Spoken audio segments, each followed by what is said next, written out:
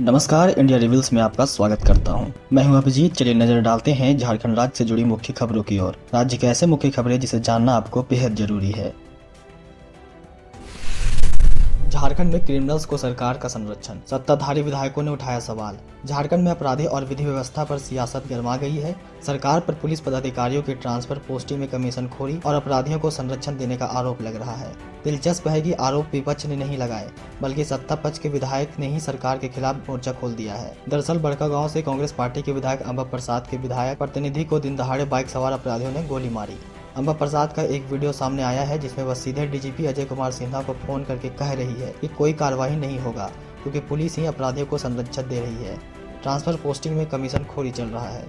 आज विधानसभा में बजट सत्र के पहले दिन विधायक अंबा प्रसाद ने कहा कि पुलिस पहले से ही तय कुछ अपराधियों या फिर निर्दोषों को पकड़कर खानापूर्ति करती है। उन्होंने कहा है कि लगातार घटनाएं हो रही है, अपराधियों का मन बढ़ा हुआ है क्योंकि उनको पुलिस का संरक्षण हासिल है। उन्होंने कहा है कि यदि अपराधियों को पुलिस का संरक्षण नहीं मिला होता तो वे सरेआम एक विधायक प्रतिनिधि को गोली मारने की हिम्मत नहीं करते। चलिए बढ़ते हैं अगली खबर की ओर। झारखंड में इंसानों पर मंडराया बर्ड फ्लू का खतरा, सभी जिलों में हाई अलर्ट। बोकारो के सरकारी पोल्ट्री फार्म में बर्ड फ्लू से सैकड़ों मुर्गियों की मौत के बाद फार्म के 1 किलोमीटर के दायरे में लगभग 4000 मुर्गियों को चिन्हित कर प्रशासन के द्वारा उसे मारकर सुरक्षित निस्तारण कर दिया गया है। बावजूद इसके लोगों में भी बर्ड फ्लू के फैलने की संभावना प्रबल है। बच्चों के माध्यम से लोगों में बर्ड फ्लू के संक्रमण को रोकने के लिए स्वास्थ्य विभाग ने एहतियाती उपाय शुरू कर दिया है। चलिए बढ़ते हैं अगली खबर की ओर।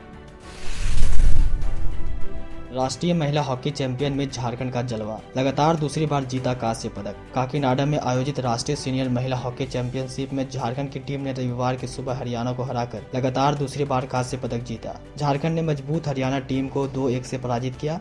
झारखंड के लिए रोशनी डुंगडुंग ने 25वें मिनट में, रेशमा सोरेन ने 59वें मिनट गोल किया। 2022 में भी झारखंड ने हरियाणा को हराकर कांस्य पदक जीता था। इससे पहले इस प्रतियोगिता के सेमीफाइनल मुकाबले में झारखंड को मध्य प्रदेश के खिलाफ 2-0 से शिकस्त झेलनी पड़ी थी।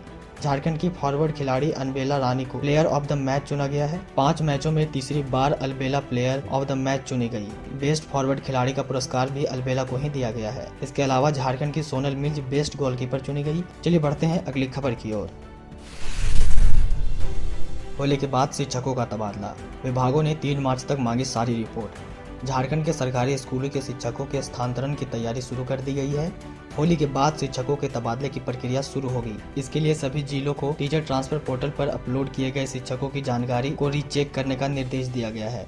3 मार्च तक यह प्रक्रिया पूरी कर सभी जिले स्कूली शिक्षा व साक्षरता विभाग को रिपोर्ट देंगे। इसके बाद शिक्षा विभाग तबादले की प्रक्रिया शुरू करने को लेकर आवेदन लेगा। तबादले की प्रक्रिया में सबसे पहले अंतर जिला स्थानांतरण होगा। इसमें महिला शिक्षिकाओं, साध्य रोग पीड़ित, दिव्यांग व पति पत्नी जो सरकारी सेवा में है उनका तबादला किया जाएगा। इसके लिए टीचर ट्रांसफर पोर्टल के माध्यम से आवेदन लिए जाएंगे। इन शिक्षकों को अंतर जिला स्थानांतरण के लिए उससे संबंधित दस्तावेज आवेदन के लिए अपलोड करने होंगे। इसके लिए एक निश्चित समय सीमा निर्धारित की जाएगी जिस पर राज्य मुख्यालय स्तर पर निर्णय लिया जाएगा। शिक्षकों के अंतर जिला स्थानांतरण के बाद शिक्षकों का जिले के अंदर जोनवार तबादला किया जाएगा। चलिए बढ़ते हैं अगली खबर की ओर। राज्यपाल ने बजट सत्र के अभिभाषण में कही कई बातें। कोरोना, किसान, रोजगार और झारखंड के विकास पर सीपी राधाकृष्णन ने सदन में रखी बात। झारखंड विधानसभा का बजट सत्र आज शुरू हो गया। पहले दिन के सत्र में राज्यपाल सीपी राधाकृष्णन ने अपने अभिभाषण में कहा, राज्य सरकार के कोरोना से लड़ने के लिए बनाई गई नीतियों की तारीफ की। उन्होंने कहा कि सरकार ने जितना काम कोविड रोकथाम, कोविड अनुकूलन व्यवहार और अस्पताल प्रबंधन के लिए किया उतना ही काम गरीबों की रोटी, रोजगार, बच्चों की शिक्षा, विकास के काम और अन्य कल्याण की योजनाओं को जमीन तक पहुंचाने के लिए भी किया। कोरोना काल के दौरान प्रति व्यक्ति आय में वृद्धि हुई, जो दिखता है कि झारखंड में असीम संभावनाएं हैं। राज्यपाल ने किसानों का जिक्र करते हुए कहा कि राज्य सरकार कृषि ऋण माफी योजना के माध्यम से किसानों को लाभ पहुंचा रही है। किसानों को सहयोग देने के लिए कई काम किए जा रहे हैं। किसानों के लिए कई तरह की स्कीम शुरू की गई है। वैसे इलाके जहां सूखा है वहां भी किसानों को सहयोग देने के लिए हाथ आगे बढ़ाया। किसान क्रेडिट स्कीम के तहत भी किसानों को लाभ पहुंचाया जा रहा है। चलिए बढ़ते हैं अगली खबर की ओर। गुलमोहर अस्पताल के डॉक्टर पर जानलेवा हमला, घर घुसकर अपराधियों ने की मारपीट, गंभीर रूप से घायल होने के बाद मेडिका अस्पताल में एडमिट। रांची के प्रसिद्ध हड्डी रोग विशेषज्ञ और गुलमोहर अस्पताल के संचालक डॉक्टर अंचल कुमार पर जानलेवा हमला किया गया। अपराधियों ने उनके घर में घुसकर मारपीट की। घटना बरियातू जयप्रकाश नगर स्थित उनके आवास की है। मिली जानकारी के अनुसार यहां अपराधी घर घुसकर पहले उनके साथ गाली गलौज की, फिर मारपीट कर गंभीर रूप से घायल कर दिया। इसके बाद सभी अपराधी भागने में सफल रहे। चोट की गंभीरता को देखते हुए परिजनों ने उन्हें मेडिकल अस्पताल में भर्ती कराया है। उनकी स्थिति कितनी गंभीर है इसकी जानकारी मेडिकल अस्पताल की ओर से नहीं मिली है। घटना की जानकारी डॉक्टर अंचल कुमार के परिजनों ने सदर थाना को दी। इसके बाद पुलिस उनके घर पहुंची। परिजनों से पूरे मामले की जानकारी ली। डॉक्टर अंचल कुमार के साथ मारपीट करने वाले कौन थे, इसके पीछे की वजह क्या है, इन सब की पड़ताल पुलिस कर रही है। इस इलाके में लगे सीसीटीवी कैमरे की फुटेज जुगाड़ कर रही है। फिर इसकी मदद से अपराधियों को पकड़ने की योजना बनेगी। चलिए बढ़ते हैं अगली खबर की ओर। फिर से शहर में दौड़ेगी सिटी बस। शहर में 100 सीएनजी बसें चलाई जाएंगी। रूट और स्टॉपेज चिन्हित किया जा रहा है। जमशेदपुर के शहरी इलाकों में 100 बसों का परिचालन नगर निकायों की ओर से किए जाने की तैयारी शुरू कर दी गई है। इसके लिए जिले की उपायुक्त विजय जाधवा ने नगर निकायों को आसपास के क्षेत्रों में रूट चिन्हित करने और वैसे चौक चौराहे जहां बसों का स्टॉपेज बनाया जा सके इसकी पहचान करने को कहा है।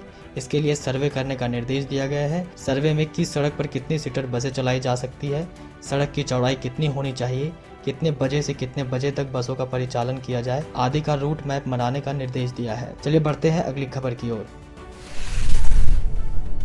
बाजार में लगा गंदगी का अंबार। यूजर्स चार्ज नहीं मिल रहा तो निगम ने पुराना बाजार में बंद की सफाई। पुराना बाजार में दुकानदारों से यूजर्स चार्ज न मिलने के बाद नगर निगम ने पुराना बाजार में सफाई कार्य बंद कर दिया है। बाजार में सफाई नगर आयुक्त के निर्देश पर बंद किया गया है। सफाई कार्य नहीं होने के कारण चारों तरफ सड़कों पर गंदगी का अंबार लग गया है। गंदगी के कारण पुराना बाजार क्षेत्र और आसपास के क्षेत्रों में मच्छर का प्रकोप तेजी से बढ़ना शुरू हो गया है। पुराना बाजार चैम्बर के लगातार प्रयास करने पर भी पिछले 2 साल से नगर निगम ना तो पुराना बाजार मेन रोड की जर्जर सड़क बना सका, ना ही 2 बार मुनादी करने के बाद भी अतिक्रमण हटा सका, ना ही ट्रेड लाइसेंस जारी कर सका और सफाई ना करके नगर निगम यह साबित कर रहा है कि वह नगर निगम नहीं नरक निगम है। चलिए बढ़ते हैं अगली खबर की ओर। झारखंड के 7 जिलों की नहर योजनाओं पर 2000 करोड़ खर्च, पर खेतों में नहीं पहुंचा पानी। संयुक्त बिहार रहा हो या झारखंड, राज्य में सरकारें बदलती रही, नहर निर्माण के नाम पर करोड़ों रुपये पानी की तरफ बहते रहे, फिर भी नहर अधूरी और सूखी है। झारखंड के 7 जिलों में 2000 करोड़ रुपये से ज़्यादा खर्च कर दिए गए हैं। पलामू, गढ़वा, लातेहार, चतरा, पूर्वी व पश्चिमी सिंहभूम और जामताड़ा में 5 दशक से नहरों का निर्माण चल रहा है, फिर भी खेत प्यासे हैं। 2022 में 22 जिले सूखाग्रस्त घोषित किए गए थे। इस साल अभी से जल संकट झेलना पड़ रहा है। जल संसाधन विभाग की योजनाएं पूरे होते तो किसानों को संकट का सामना नहीं करना पड़ता। 1977 में 129 करोड़ की लागत से स्वर्णरेखा बहुउद्देश्य परियोजना शुरू हुई। 45 सालों में 15,000 करोड़ से ज्यादा रुपये खर्च हो चुके, पर प्रोजेक्ट अधूरा है। ईडी जांच के घेरे में आए ग्रामीण विकास के मुख्य अभियंता वीरेंद्र राम लंबे समय तक इस परियोजना से जुड़े रहे। वे मूल रूप से जल संसाधन विभाग के अभियंता हैं। विभागीय योजनाओं का हाल जाने तो पूर्वी सिंहभूम में स्वर्णरेखा प्रोजेक्ट के तहत 85 करोड़ की नहर योजना में 63 करोड़ रुपये खर्च हो गए। इतनी राशि खर्च होने के बाद भी 90% काम बाकी है। जामताड़ा में विधानसभा अध्यक्ष रविंद्रनाथ महतो के नाला क्षेत्र में 10 करोड़ की सिंचाई योजना पर 400 करोड़ खर्च हो गए। 47 साल बाद भी एक बूंद पानी नहीं मिला, अब भी काम बाकी है। चलिए बढ़ते हैं आखिरी खबर की ओर। छात्रों की मांग जल्द होगी पूरी। रिम्स पारा मेडिकल के स्टूडेंट को राहत, जल्द ही पूरी होगी हॉस्टल की मांग। रिम्स पारा मेडिकल कॉलेज के स्टूडेंट के हॉस्टल की मांग जल्द पूरी होने वाली है। प्रदर्शन के बाद रिम्स प्रबंधन रेस हो गया है। इसे लेकर भवन प्रमंडल को पत्र लिखा गया है। भवन प्रमंडल के इंजीनियर ने आश्वासन दिया है कि 400 बेड के हॉस्टल निर्माण के लिए 3 से 4 दिन के भीतर मापी की जाएगी। इसके बाद एग्रीमेंट जमा किया जाएगा। वरिष्ठ अधिकारियों की मुहर लगते ही हॉस्टल निर्माण यथाशीघ्र शुरू कर दिया जाएगा। इधर पारा मेडिकल कॉलेज के कोऑर्डिनेटर डॉक्टर संजय कुमार ने बताया कि 6 माह से 1 साल के भीतर छात्रावास का निर्माण पूरा कर लिया जाएगा। उल्लेखनीय है कि रिम्स पारा मेडिकल कॉलेज के स्टूडेंट 2 दिन पहले अपनी मांग को लेकर रिम्स अधीक्षक कार्यालय के सामने धरने पर बैठ गए थे। उनका कहना है कि रिम्स की ओर से उनके लिए हॉस्टल की व्यवस्था नहीं है, जबकि पूर्व से ही उन्हें आश्वासन पर आश्वासन दिया जा रहा है कि जल्द उनके लिए हॉस्टल का निर्माण कराया जाएगा। हॉस्टल नहीं होने से उन्हें किराए के मकान में रहना पड़ रहा है। देर रात रिम्स से ड्यूटी के बाद घर लौटते वक्त कई बार असामाजिक तत्वों उन्हें परेशान करते हैं। आज का खबर यहीं समाप्त होता है। अगर आपको हमारा वीडियो अच्छा लगा हो तो चैनल को सब्सक्राइब करें और लाइक करना बिल्कुल ना भूलें। धन्यवाद।